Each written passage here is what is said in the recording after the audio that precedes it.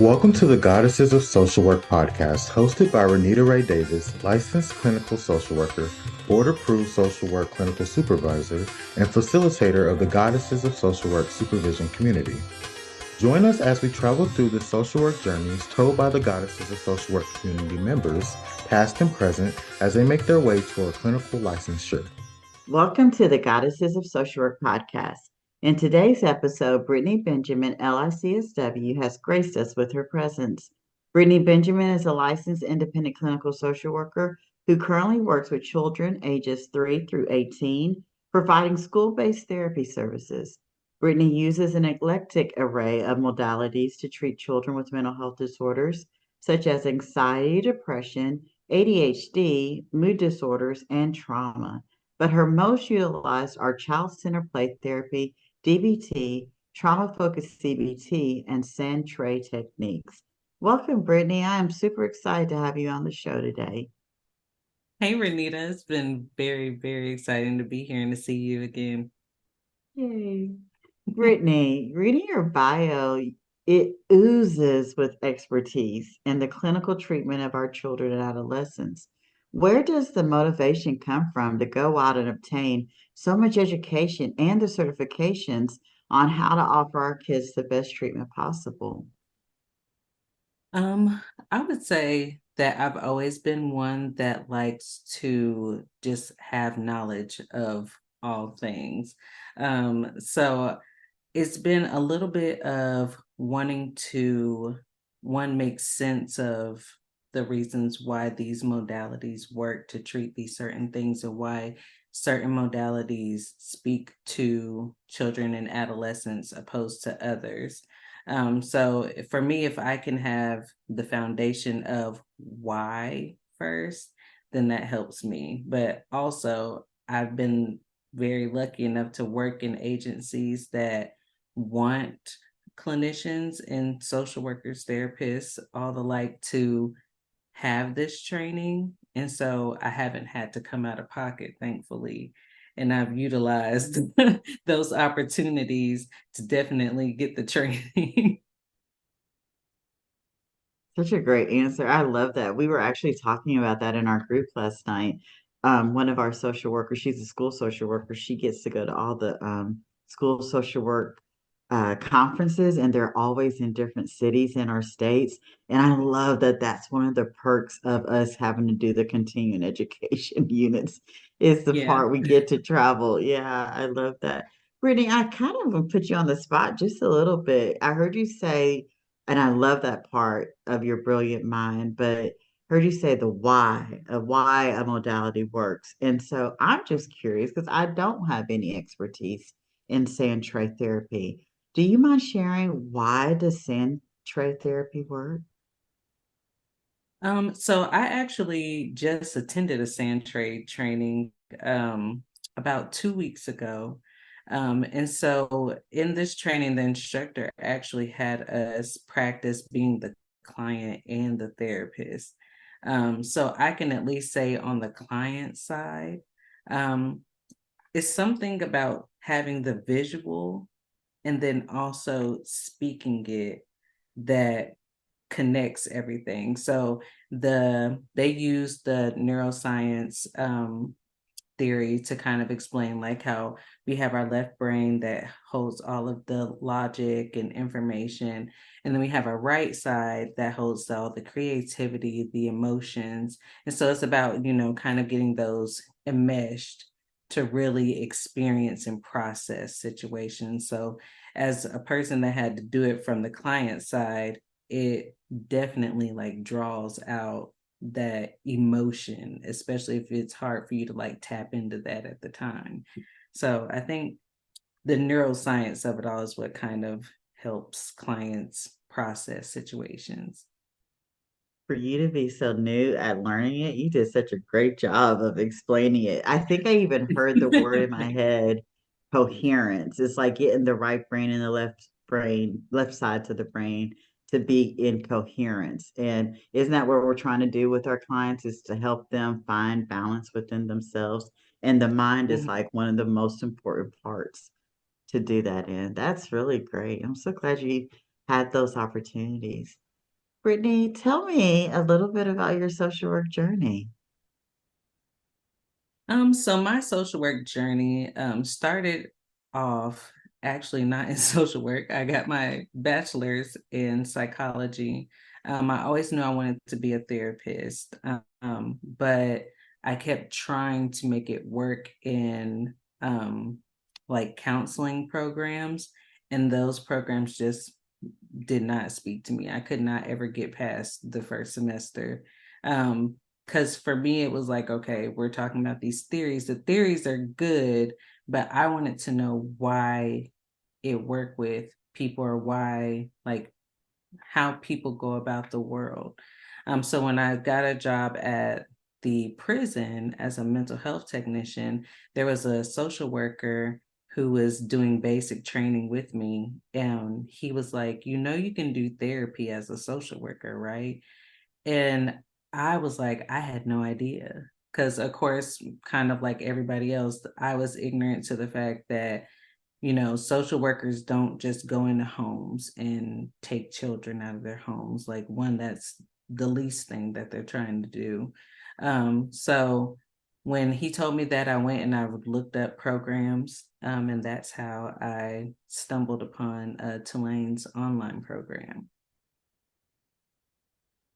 So you went to Tulane University. I love it. Yes.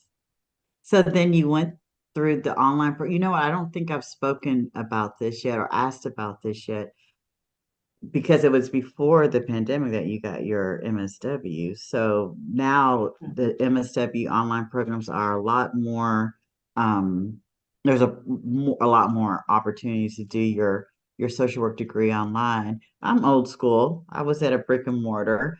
Talk to me about, your experience getting such a social degree in an online environment, and what do you think the benefits of that were for you?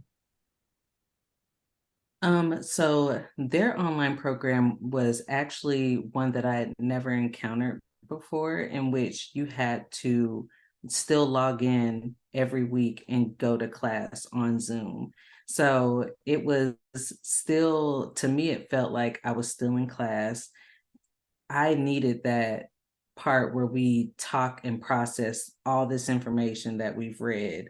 And I enjoy sitting and processing it with my peers. So that aspect of it it helped me a lot get through the program, because I'm more of I just need to process things out loud. But it was it was actually very interesting, because I still got, like, a lot of the people who attended the program were still, some of them lived in Louisiana, some of them lived in New Orleans. And then other people like me were living in other states. So we got to kind of take those experiences from other states and see how they apply, even either similarly or differently, within different concepts that we would talk about within social work. So to me, that made it even more interesting. So I was like excited to log in the class.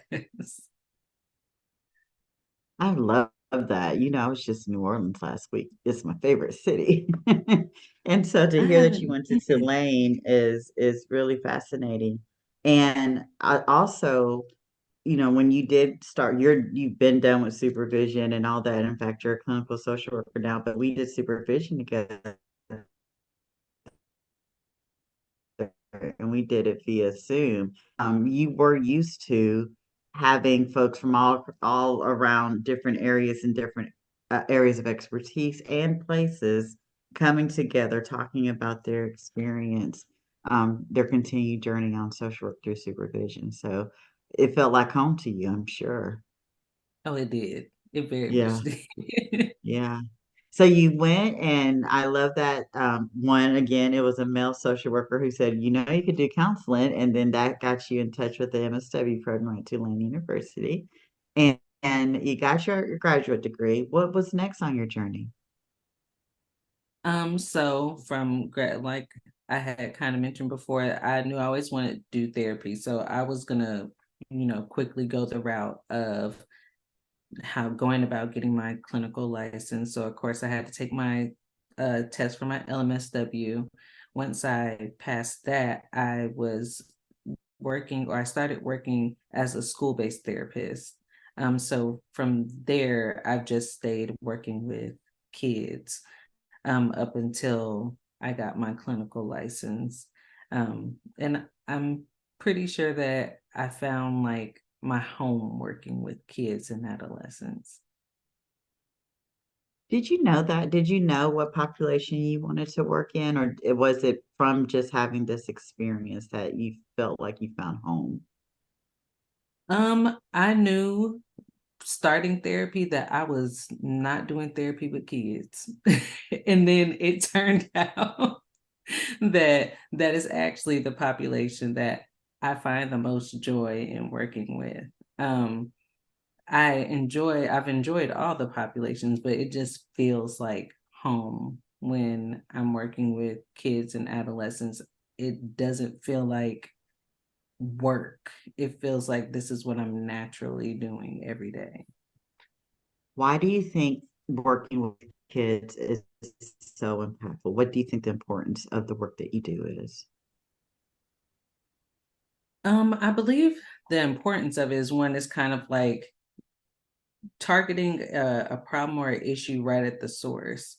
When I worked in the prison, I was working with older men, and every single time those men would talk about where life kind of went astray for them, it was always in this like childhood time, child adolescent time. And so for me, I'm like, okay, if I really want to make a difference, then I want to get to the problem before they end up in prison. I don't want to see Black people in prison. So I'm going to start where it all began and see what can I do here to make it where we can put the interventions in place so that way they're not even going anywhere near the criminal justice system.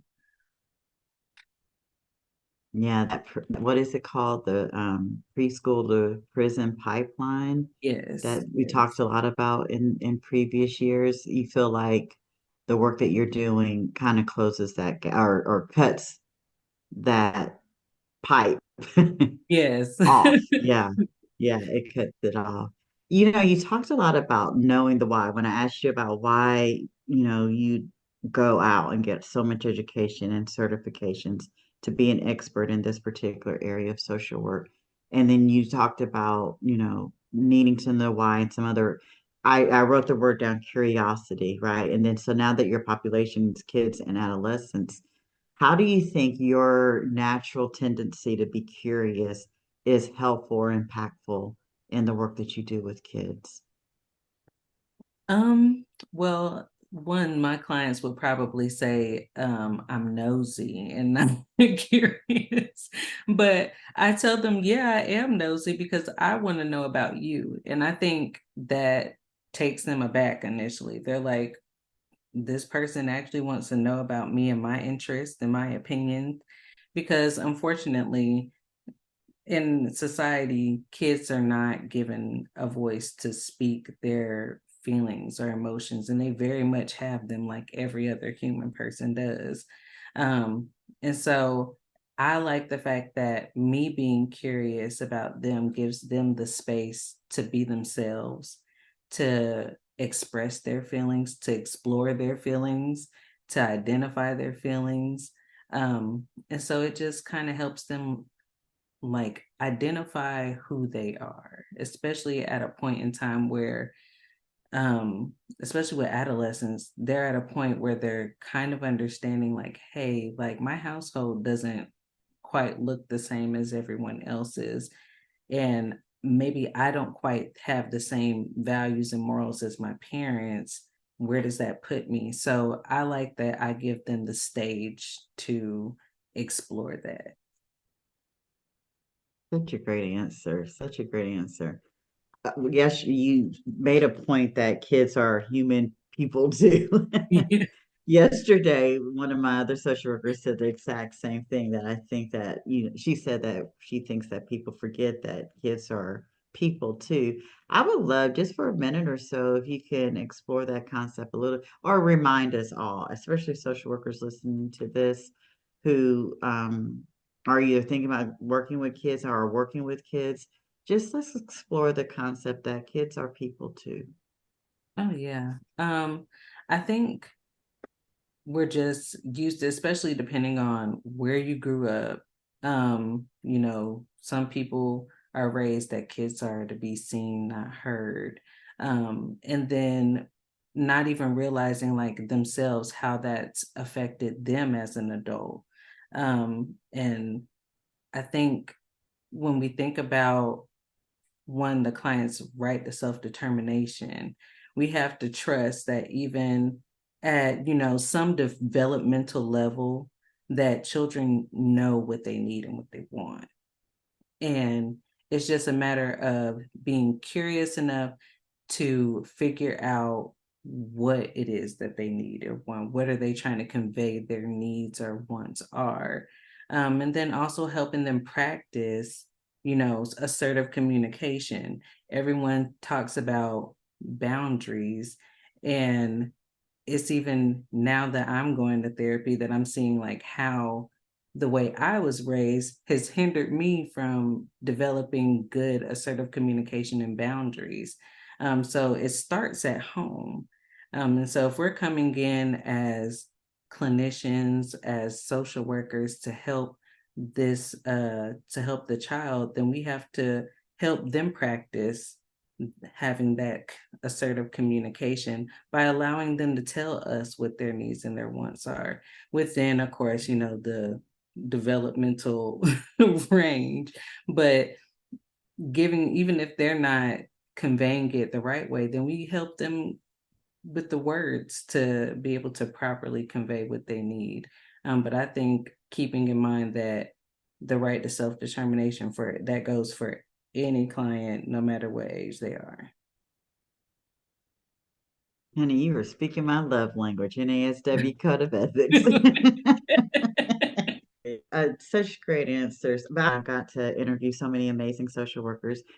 You are one of few that has already gone through the process of getting your clinical license. You are Brittni Benjamin, LICSW. And so, because we are talking about, yeah, let's celebrate always. We are talking about our social work journeys, and this is a platform for people to tell their parts of their social work journey. I would love for you to talk about your clinical licensure portion of your social work journey and start wherever you want to. Okay. Um, well, I'll start with one, like finding a supervisor. So I was blessed enough to find a great supervisor, but I think what I like that initially, like when we first met, that it wasn't just about, me seeing if I was a fit for you, but for you to see if you were a fit for me, if we were gonna mesh. So I really appreciate the time that you took in doing that. And I feel like that's something that all supervisors should do to make sure that, you want to make sure that you're speaking to the right people that are your people. Um, and then going through, showing up for an hour 4 times a month. That was for me the part that I looked forward to every week, because I could talk to other social workers about an issue that I was having, and they could give me their input. And no matter what job that we were in, everyone could always kind of like draw, advice from and suggestions from everybody.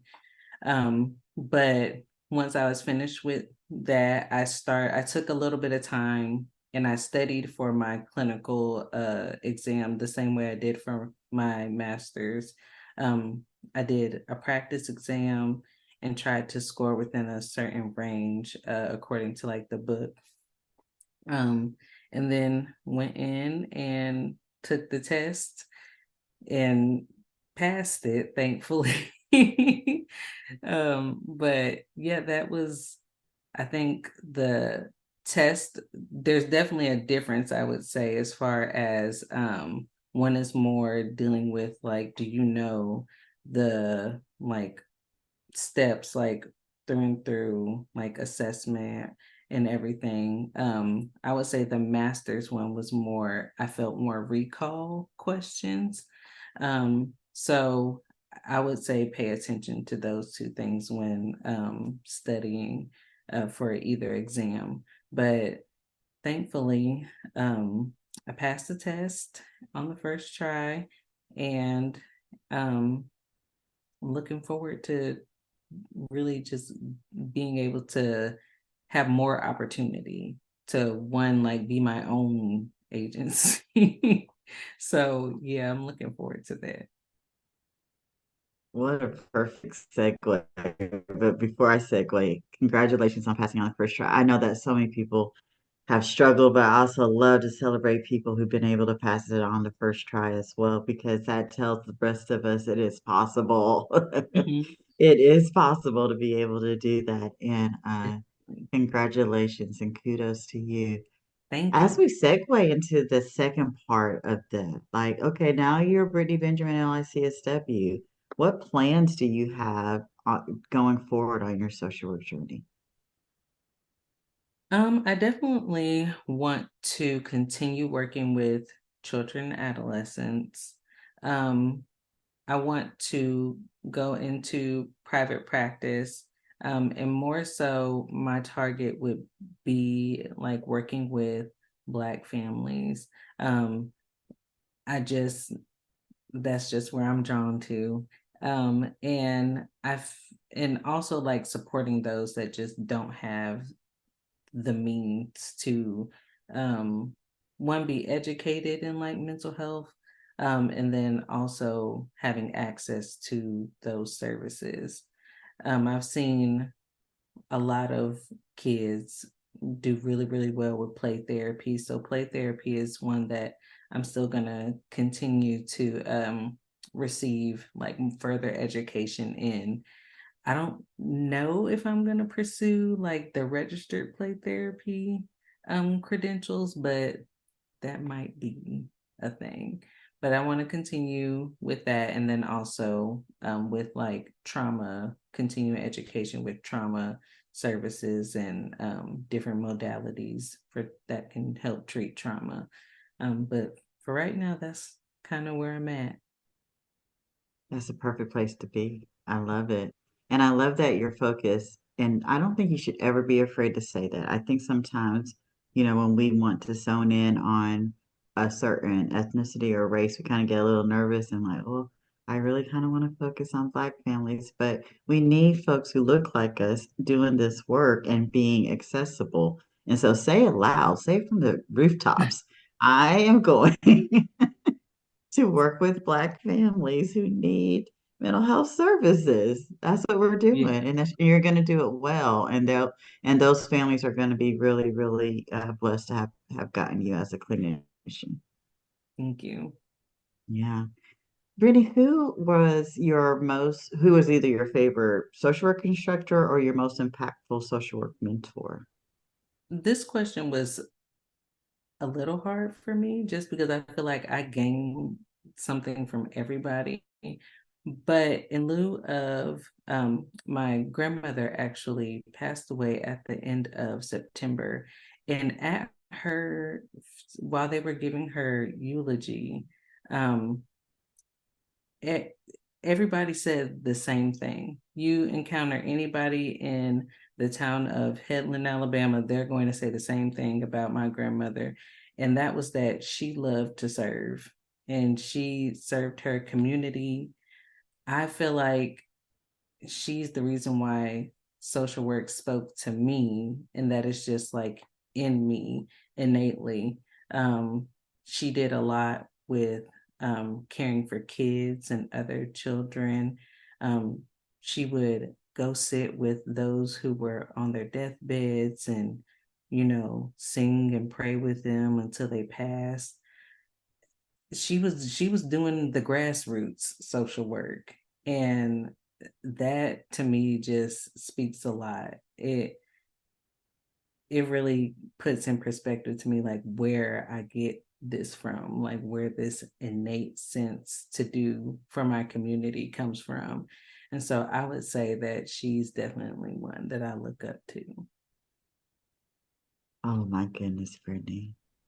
What a beautiful answer. What is your grandmother's name? Let's say her name. Her name is Rosie Mae Reeves. Thank you, Rosie Mae Reeves. Oh, such a Yeah. beautiful answer. I often say my mother is still alive. My mother is a social worker without the letters behind her name. She raised a whole family of social workers. So to hear that is just that was so beautiful. Thank you, Rosie Mae Reeves. That was gorgeous. Brittni, Thank you. on your social work journey, you are now, I keep saying because I love saying it. I was part of this journey and I just love being able to say you are Brittni Benjamin, LICSW. And I want people, I think I'm saying that because you know, and some of the others know, we write our names with the letters behind our names before we even get them, right? And then when we get them, we're celebrating them as often as many times as we can.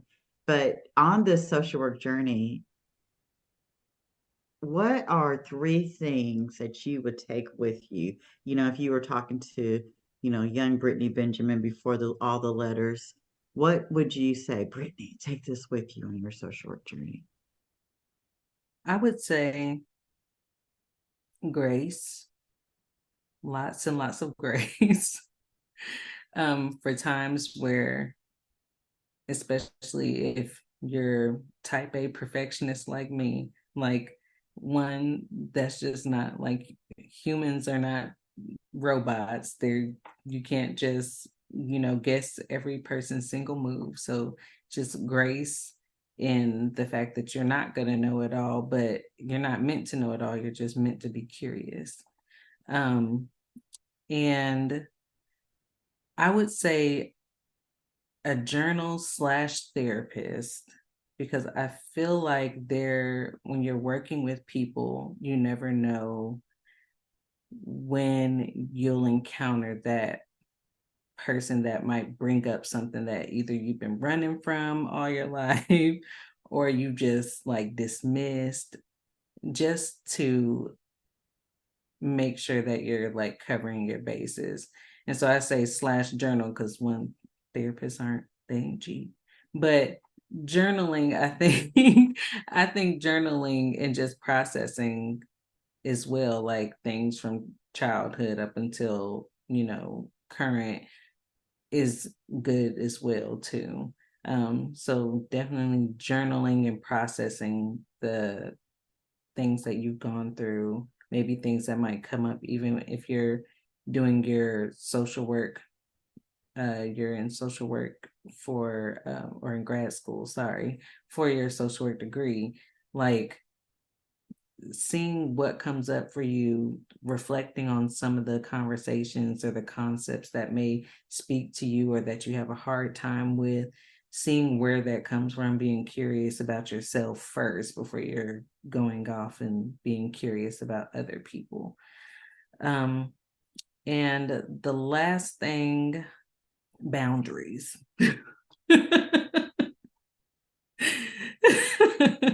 Some good old boundaries. Learn it, practice it, live by it, breathe it all day, every day. And then you should keep the burnout away. Let's say this. Maybe we should even make some merchandise for it. A boundary a day keeps the burnout away. Right. Right. We're gonna make some merchandise. Boundary a day keeps the burnout away. I completely agree with you. Oh, Brittni, those were such great answers. I took some notes. I know you said journal/therapist, but I gotta say a journal and a therapist. I Yeah. don't. I have both. I do both. I journal every single day. And even if I don't, because especially when you get a long-term therapist, you may not see them weekly and or even monthly. You could just do quarterly check-ins, right? And so I know it does get expensive, but even if you just go, especially once you've had one that you're established with, once every 3 or 4 months, have a freaking therapist, y'all. My Yeah. my folks can't even come to me unless they have liability insurance and a therapist. Those are the prerequisites to even be in my experience. So a journal and a therapist, right? I love that. I love that so much. And just piggybacking a little bit more on that, you can only take your client as far as you're willing to go. So if you're unwilling to sit on the other side of the table, how do you expect your clients to be willing to sit comfortably on the other side of that table, right? Okay. So, you can only take your clients as far as you want to go. So get you a journal if we're going to encourage our clients, because I think what also diminishes burnout is when we are telling our clients to do this and do that, journal, go work out, do the things that we tell them as homework assignments, but we are unwilling to do them ourselves. So if you're not journaling and you're talking to your clients about journaling, you don't know what that experience is like, right? And you're just as Right. human as they are. So journal. I journal every single morning. I really do. And then I love that you said and have a therapist. And again, a boundary a day keeps the burnout away. I love that. Brittany, what's something? Just give me one thing. Like, okay, I'll just leave this behind, a belief, an idea about social work that you're going to go ahead and just leave behind on your social work journey. Hmm. I think one that I'll have to leave behind is that I could save everybody. As much as I want to, I, I will not be able. There are systems that work against me, and I cannot save everybody. That's a great answer. I'm going to say it. You are not Captain Sabaho. Put that cape up, put that cape away. And who we're saving in this lifetime, we've got to save ourselves. And as long as you're doing that work, which goes back to your previous answer, get you a journal and therapist and boundaries. And as long as we're doing that work, then we're going to help some folk. We may not save them, but we got to save ourselves. And so, yeah, great, great answer, Brittany. We're coming towards the end of our time together. And so I had one last question. And we were talking before we hit the record button, one of our favorite beautiful ancestors is Dr. Maya Angelou. And I know that one of your favorite quotes by the brilliant and beautiful Dr. Maya Angelou is try to be a rainbow in someone else's cloud. As we end our time together today, Brittany, in what ways can you encourage our audience listening to be a rainbow in someone else's cloud? I think that being a rainbow in someone's cloud can look as small as just smiling back at somebody. It could be someone's having a bad day and you're at the grocery store and they just want to tell you all about it and just listening, and not even that you have to necessarily offer advice back, but just listening and saying like, I feel you, like I understand that. Sometimes people really feel like they are experiencing things uniquely and nobody else is going through it. So just to know like someone understands what they're going through, I think that's enough to like put someone at ease for a little bit. Such a good answer. And I'm going to piggyback on that one too. Not even at the grocery store or the Dollar General, but even with our clients. Sometimes I think as social workers, we think, when I hear clients who are like, oh, I don't want to do therapy, or social workers who don't want to do therapy, because they think they're supposed to be the expert at something. I'm going to need to know what to say to the client. I think oftentimes our job is just listening. It's No. probably the first time that client has an opportunity to share their part of the story, their story, or whatever's going with them on with them during that day. And so I love that you said just listening. And I want to encourage the social workers, or helping professionals out there. Sometimes all we got to do is listen. You don't have to be an expert, just be an expert in listening, right? Yeah. Thank y'all for listening to Brittni Benjamin, LICSW today. Wasn't she great? Brittni, you did such a good job. Thank you. Yeah, it was good. And I hope that you'll come back next year. Definitely.